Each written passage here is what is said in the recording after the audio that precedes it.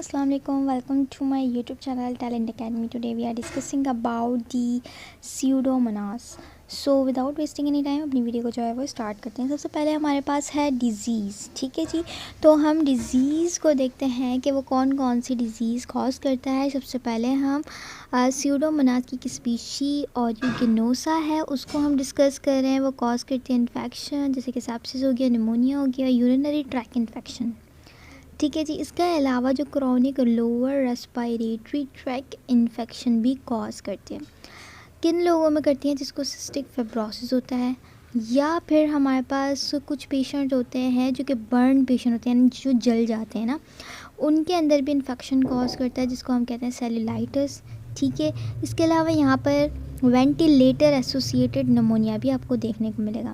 बाकी यहाँ पर दूसरे रिजेंबल करते हुए ऑरिजिनोसा, स्यूडोमोनास और यूगिनेसा की स्पीशी हैं। अगर आप पढ़ें तो ठीक है, वरना ये इंपॉर्टेंट नहीं है। बस ये लाइन याद रख लें, स्यूडोमोनास और यूगिनेसा को हम दूसरा नाम क्या कहते हैं? बर्कहोल्डेरिया ऑर्गेनेसा, ये भी हम इसको कहते हैं, ठीक है, ये याद रखिएगा।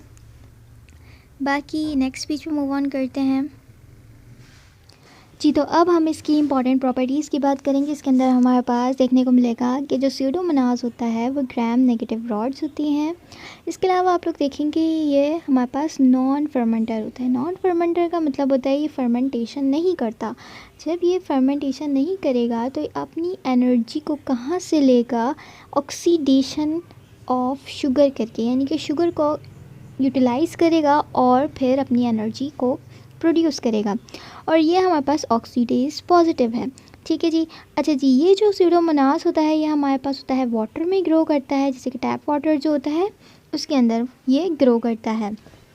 और ये जो स्यूडोमोनास ऑरिजिनोसा होता है, और इसके अलावा दूसरी स्पीशी लिखी हुई है, ये हमारे पास डिसइंफेक्टेंट के साथ विदस्टेंट होते हैं। इसका मतलब क्या होता है कि जो डिसइंफेक्टेंट हम यूज़ करते हैं उनसे ये रेजिस्टेंट होते हैं, यानी उनसे ये किल नहीं होते।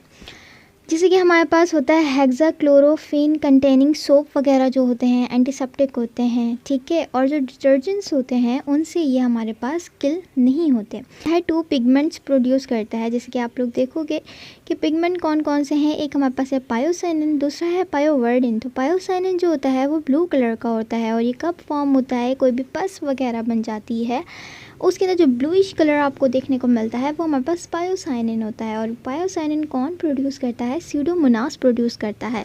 और जो हमारे पास पायोवर्डिन दूसरा इसका जो पिगमेंट है जो ये प्रोड्यूस करता है वो होता है येलो ग्रीन कलर का। अब ये पिगमेंट जो है वो हमें यूज़फुल होता है कब? ये पिगमेंट हमारे लिए यूज़फुल होते हैं जब हम एज इसकी जो है वो डायग्नोसिस कर रहे हो या आइडेंटिफिकेशन कर रहे हो। ये पिगमेंट क्या करते हैं? डिफ्यूज़ इनटू अगार प्लेट, जो अगार प्लेट होती है उस पर डिफ्यूज़ हो जाते हैं और हमें ब्लू ग्रीन कलर देते हैं। अगर हमें अगार प्लेट पर ब्लू ग्रीन कलर होता है तो हम ये कह सकते हैं कि ये हमारे पास स्यूडोमोनास है।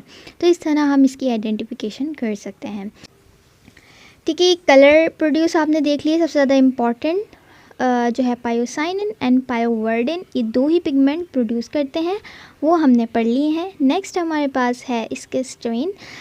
स्टेन्स ऑफ स्यूडोमोनास ऑरिजिनोसा जो है वो isolate from cystic fibrosis patient, ठीक है जी। तो ये हम कहाँ से ऑरिजिनोसा के स्ट्रैंड ले सकते हैं? स्यूडोमोनास के सिस्टिक फाइब्रोसिस जो पेशेंट है उनमें से ले सकते हैं।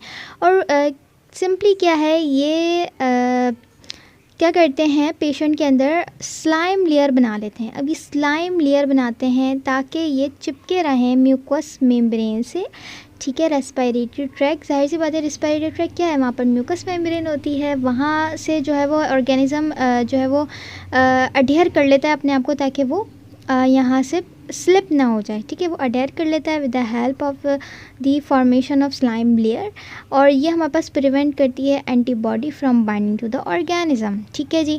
आप लोगों ने यहाँ देखा कि स्यूडोमोनास किस तरीके से अपने आप को डिफेंड करता है। आगे चलते हैं, हमारे पास क्या है? एंड एपिडर्मिलॉजी। तो इसके अंदर आप लोग को देखने को मिलेगा ये हमारे पास कहाँ फार्म होता है? इस found chiefly in soil water के अंदर होता है, ठीक है जी। 10% जो पीपल होते हैं ये कैरी करते हैं नॉर्मल फ्लोरा, कहाँ पर? In the normal flora of the colon, ठीक है, कॉलोन में आपको पाया जाएगा। ये फाउंड होता है स्किन के मॉइस्ट एरियाज़ पर, और ये कॉलोनाइज होता है अपर रेस्पिरेटरी ट्रैक में। कौन से लोगों में? जो हॉस्पिटलाइज पेशेंट वगैरह होते हैं उनमें। इसकी जो एबिलिटी है सिंपल एक्वस सॉल्यूशन के अंदर ये क्या करता है, ग्रो करने लग जाता है। तो जाहिर सी बात है ये हमारे पास इक्विपमेंट वगैरह जो होते हैं, एनेस्थीसिया के इक्विपमेंट होते हैं, इंट्रावेनस फ्लूइड्स होते हैं, इवन डिस्टल वाटर्स जो हमारे पास होते हैं ना, उसमें भी ये यहाँ पर पाया जाता है स्यूडोमोनास। अच्छा जी, तो आगे आपको देखने को मिलेगा जो स्यूडोमोनास है इस प्राइमरली एन अपॉर्चुनिस्टिक पैथोजेंस है। अपॉर्चुनिस्टिक पैथोजेंस का सिंपल मतलब ये होता है कि ये पैथोजन तो है लेकिन किन में डिजीज़ कॉज कर रहा है, जो हॉस्पिटलाइज पेशेंट है या जिनकी इम्यूनिटी जो है ना वो कम है, जैसे कि HIV के पेशेंट हो गए, उनकी इम्यूनिटी क्या होती है हमारे पास कम होती है। इम्यूनिटी कम है तो उनके लिए जब ये डिजीज़ कॉज करेगा तो ये अपॉर्चुनिस्टिक पैथोजन कहलाएगा। ठीक है जी, तो ये हमारे पास सिस्टिक फाइब्रोसिस करता है और जो है वो बर्निंग पेशेंट के अंदर भी जो है वो स्किन इन्फेक्शन करवाता है। अच्छा, जो हमारे पास पेशेंट होते हैं, जैसे मैंने आपको बताया न्यूट्रोफिल्स की, जिसके अंदर कितना है 500 माइक्रोलीटर, यानी कि इसके अंदर WBCs की कमी है यानी इम्यूनिटी कम है, तो उनमें हो सकता है। कैथेटर्स वगैरह लगे होते हैं तो उनको चांसेस है कि उनको हो जाए ये। और ये हमारे पास वेंटिलेटर एसोसिएटेड नमूनिया कॉज करवाता है। इसके अलावा इसके पास हमारे पास क्या है, एंडोटॉक्सिन्स है, ठीक है, इसके पास एक्सोटॉक्सिन्स भी हैं, ठीक है, इसके पास ये चीज़ है, इसके पास एक्सोटॉक्सिन्स है, एंडोटॉक्सिन्स है और एंजाइम। एंडोटॉक्सिन्स होंगे तो ये क्या कॉज करेगा, सेप्सिस और सेप्टिक शॉक। और अगर एक्सोटॉक्सिन्स की बात करूँ तो इसके पास एक इम्पॉर्टेंट है एक्सोटॉक्सिन्स ए, ये हमारे पास क्या करवाता है, टिश्यू की नेक्रोसिस करवाता है। किस तरह से करवाता है, यूकैरियोटिक प्रोटीन सिंथेसिस को स्टॉप करवा देगा। यूकैरियोटिक की सेल की प्रोटीन सिंथेसिस बंद हो जाएगी, ठीक है। कौन से मैकेनिज़्म से करवाएगा, हमने पहले भी पढ़ा है, ADP राइबोसाइलेशन ऑफ इलोंगेशन फैक्टर 2, ये मैकेनिज़्म के थ्रू प्रोटीन की सिंथेसिस को स्टॉप करवा देगा। जब प्रोटीन की सिंथेसिस स्टॉप हो जाती है तो हमारे पास टिश्यू की नेक्रोसिस हो जाती है, यानी कि टिश्यू डैमेज होना शुरू हो जाता है। अच्छा, ये हमारे पास हिस्टोटॉक्सिक है, इसका मतलब क्या है, हिस्टो मतलब टिश्यू, टिश्यू के लिए टॉक्सिसिटी क्रिएट करता है, ठीक है जी, ये हमारे पास चीज़ हो गई। इसके अलावा जो इसका पायोसाइनिन है, जो पिगमेंट है, ये डैमेज करता है सीलियाक और म्यूकोजल सेल को रेस्पिरेटरी ट्रैक्ट के। इसके अलावा जो हमारे पास स्टैन होते हैं ऑरियोगिनोसा के, ये टाइप 3 सिक्रीशन सिस्टम से जो है वो हमारे पास इसका एक वायरुलेंस फैक्टर है, या वायरुलेंस जिस तरह से ये हार्म करता है अपने होस्ट को, उसका एक क्या है सिस्टम है। अब ये किस तरह से करता है, सिंपली ये हमारे पास बैक्टीरिया जो है ना वो अपने एक्सोटॉक्सिन को इंजेक्ट करवाता है। किस में इंजेक्ट करवाएगा, ह्यूमन सेल में, ठीक है, जैसे इंजेक्शन होता है ना, इसी तरह से ये हमारे पास बैक्टीरिया होस्ट सेल के अंदर अपना एक्सोटॉक्सिन को इंजेक्ट करवा देता है, ठीक है जी। अच्छा, which allow the toxin to avoid neutralising antibody.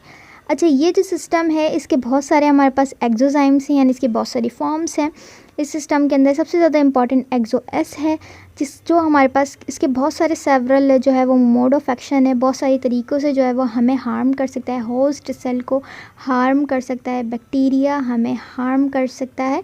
तो the most important of which, सबसे ज़्यादा इम्पॉर्टेंट क्या है, ADP राइबोसाइलेशन है, जो कि हमारे पास रेस प्रोटीन जो होती है उसको हमारे पास ये इफ़ेक्ट करता है, ठीक है। और ये क्या करता है, डैमेज कर देता है साइटोस्केलेटन को। सिंपली इसका जो मैकेनिज़्म है, वायरुलेंस मैकेनिज़्म है, हमें हार्म पहुंचाने के लिए, हमें नुकसान पहुंचाने के लिए इसका क्या मैकेनिज़्म है, टाइप 3 सिक्रीशन सिस्टम। इसके अंदर बैक्टीरिया इंजेक्ट करेगा ह्यूमन सेल के अंदर अपने एक्सोटॉक्सिन को। जब ये एक्सोटॉक्सिन को हमारे अंदर इंजेक्ट कर देगा तो जो है वो हमें हार्म होगा और हमें नुकसान होगा, ठीक है जी। और इसके बहुत सारे एक्सोजाइम्स हैं, इसी सिस्टम के बहुत सारे एक्सोजाइम्स हैं। सबसे ज़्यादा इंपॉर्टेंट एक्सो-एस है, उसके भी बहुत सारे मोड ऑफ एक्शन है, बहुत सारी तरीक़ों से हमें हार्म पहुंचा सकता है। लेकिन यहाँ सबसे इंपॉर्टेंट लिखा हुआ है कि क्या करेगा, ATP राइबोसाइलेशन, यानी कि जो रश प्रोटीन होती है, यानी कि जो साइटोस्केलेटन होता है ना हमारा, उसकी जो प्रोटीन होती है उसको ये डैमेज कर देता है। आई होप कि आपको समझ आ रहा होगा। यहाँ तक नहीं समझ आ रहा तो आप कमेंट में जो है वो मुझसे पूछ सकते हैं, ठीक है। तो नेक्स्ट पेज पर मूव ऑन करते हैं जी, तो अब हमारे पास है क्लिनिकल फाइंडिंग्स। तो क्लिनिकल फाइंडिंग्स में आप लोग देखोगे कि जब पेशेंट आपके पास आएगा तो आपको क्या क्या देखने को मिल सकता है। तो सबसे पहले आपको जो है इन्फेक्शन मिलेगा, जैसे कि यूरिनरी ट्रैक्ट का इन्फेक्शन हो सकता है, नमूनिया हो सकता है, स्पेशली सिस्टिक फिब्रोसिस आपको देखने को मिलेगा। और जो वाउंड इन्फेक्शन होगा, जो जले हुए पेशेंट होते हैं, जल जाते हैं, उनमें भी आपको वाउंड इन्फेक्शन देखने को मिलेगा। और कलर कौन सा अपीयर हो रहा होगा, bluish green, greenish blue type. तो आप लोग समझ जाओगे कि ये क्या है, स्यूडोमोनास है। अच्छा, जिसकी इम्पॉर्टेंट कॉज क्या है, हॉस्पिटल एक्वायर्ड नमूनिया करवाता है, ठीक है।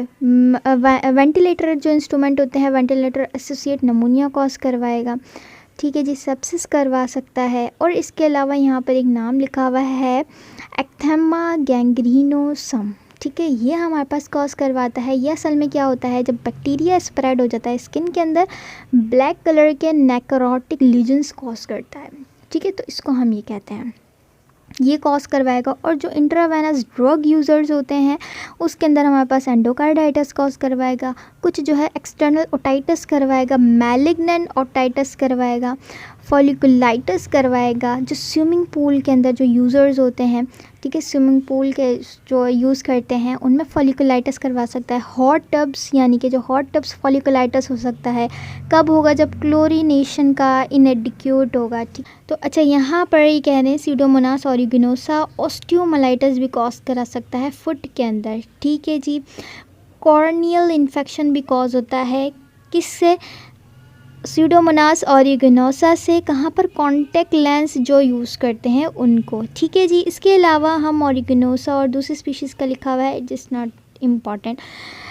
तो आगे इसकी जो मोस्ट इम्पॉर्टेंट थिंग है, लैब डायग्नोसिस के अंदर हम सिंपली देखेंगे कि ये मैंने स्टार्टिंग में बताया है नॉन लैक्टोज फर्मेंटर है, इसलिए कलरलेस कॉलोनी आपको देखने को मिले। कौन की जगह, या EMB अगार के ऊपर, ये ऑक्सीडेज पॉजिटिव है, मेटेलिक शीन देता है, ठीक है, TSI अगार पे। यानी कि मेटेलिक शीन का मतलब ये होता है कि जो TSI जो केमिकल टेस्ट होते हैं उसके अंदर एक एरिया होता है बट, एक होता है स्लांट। तो बट के एरिया पे ये हमारे पास आयरन को यूटिलाइज़ करेगा और H2S की प्रोडक्शन करेगा, ब्लैक कलर अपीयर होगा और मेटेलिक शीन कलर होगा ना, मेटेलिक सा, तो उसको हम कहते हैं TSI के ऊपर मेटेलिक शीन आपको देखने को मिलेगी। अच्छा, इसके अलावा ग्रीनिश ब्लू पिगमेंट आपको देखने को मिलेगा, मैंने स्टार्ट में आपको बताया था। और बाकी कंफर्मेशन आप बायोकेमिकल टेस्ट से भी कर सकते हैं, और दूसरे बैक्टीरियोफेज टाइपिंग फेज भी होता है, या पायोसिन टाइपिंग से भी आप कंफर्मेशन कर सकते हो कि जी ये स्यूडोमोनास है।